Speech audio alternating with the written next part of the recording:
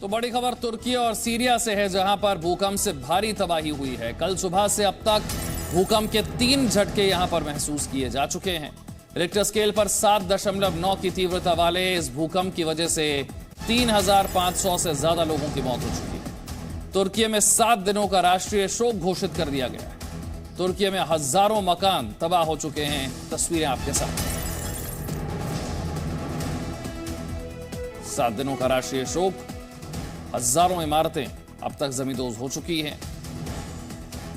भारत ने भी तुर्की के लिए मदद भेजी है। आशंका यह है कि इन इमारतों के मलबे में अभी कई लोग और दबे हो सकते हैं, जिन्हें बाहर निकालने का काम जारी है। अब तक मृतकों की संख्या 3,500 से ज्यादा। कई तस्वीरें तुर्की से सामने आ रही हैं, जो दिखा रही हैं कि जब भूकंप आया उसके बाद इमारतें किस तरह से गिरी।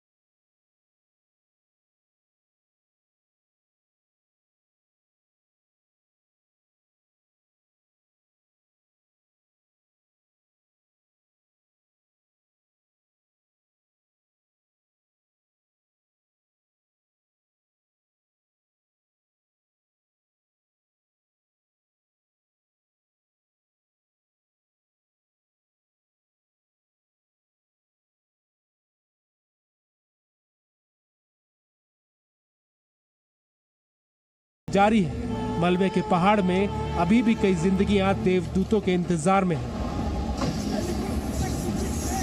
स्नीफर डॉग के जरिए संकट में पड़ी सांसों की तलाश की जा रही है। तुर्की में सोमवार की सुबह अपने साथ भीषण भूकंप लेकर आए।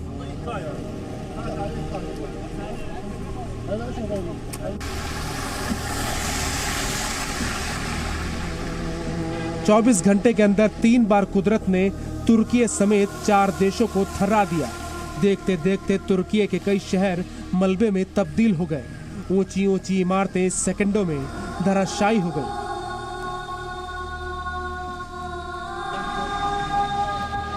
वैसे तो सोशल मीडिया पर भूकंप के बाद हजारों वीडियो वायरल हो रही हैं, लेकिन कुछ तस्वीरें रूह कपा देने वाली हैं। ये वीडियो ठीक उस वक्त का है जब भूकंप के बाद अफरा तफरी मची थी। तभी एक इमारत ताश के पत्तों की तरह ढेर हो गई और अपने पीछे छोड़ गई धुएं के गुबार। इस मां को देखिए, धराशायी हो रही इमारत के बीच ये अपने बच्चों को बचा लाई।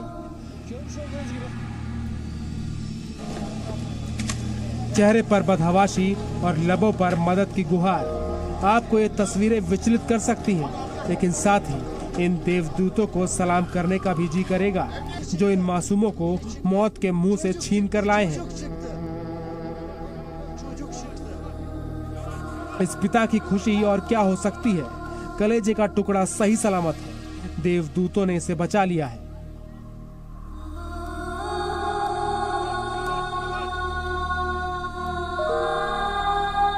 भूकंप से प्रभावित देशों की मदद के लिए दुनिया भर से मदद पहुंचनी शुरू हो गई है। संकट की इस घड़ी में भारत ने भी मदद का अपना हाथ बढ़ाया है। टीम की जहां तक बात है तो 47 आदमी एक टीम में होते हैं। Apart from that 3 senior officers भी इसके साथ जा रहे हैं, यही कंपोजिशन है। और रिलीफ मटेरियल अलग से जो गवर्नमेंट ऑफ इंडिया प्रोवाइड करेगी वो जाएगा, लेकिन फ़िलहाल अभी तो सिर्फ रेस्क्यू एंड रिस्पांस के लिए ये टीम यहाँ से मूव कर रही है। उम्मीद है कि तुर्की जल्द ही इस महासंकट से उबर जाएगी और जिंदगी फिर से गुलजार होगी। ब्यूरो रिपोर्ट, जी मीडिया।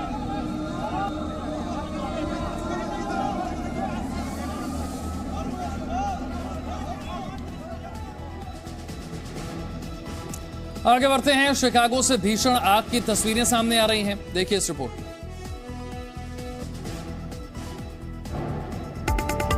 ये तस्वीरें अमेरिका के शिकागो की हैं, जहां एक फैक्ट्री में आग लग गई है। आग लगने के बाद की तस्वीर सोशल मीडिया पर खूब वायरल हो रही है। तस्वीरों में आग की लपटें आसमान तक उठती दिखाई दे रही हैं। मानो चारों तरफ धुएं के साथ आग की लपटें निकल रही हैं। वहीं आग लगने के बाद दमकल की गाड़ियां मौके पर पहुंची, जिसके बाद आग पर काबू पाने के लिए खूब मशक्कत की गई। पुलिस को पहले फैक्ट्री के चारों तरफ की सड़क को बंद करना पड़ा, जिसके बाद एक साथ सैकड़ों दमकल गाड़ियों ने घंटों कोशिश के बाद किसी तरह आग पर काबू पाया।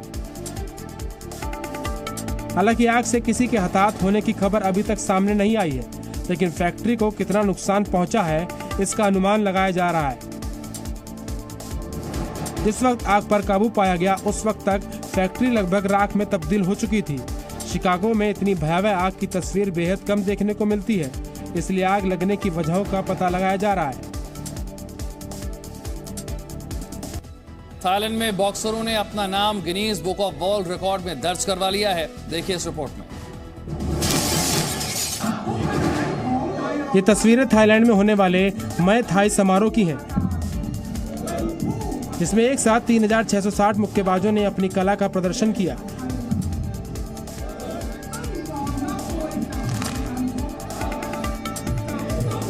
एक साथ मुक्केबाजों के प्रदर्शन का यह रिकॉर्ड अब Guinness book of world record में भी शामिल हो गया। कार्यक्रम थाईलैंड के प्रचुआप खीरी खान में आयोजित किया गया था। वाइक्रू नाम के एक्ट के जरिए समारोह में लोग अपने शिक्षकों, माता पिता और पूर्वजों के प्रति सम्मान दिखाते हैं।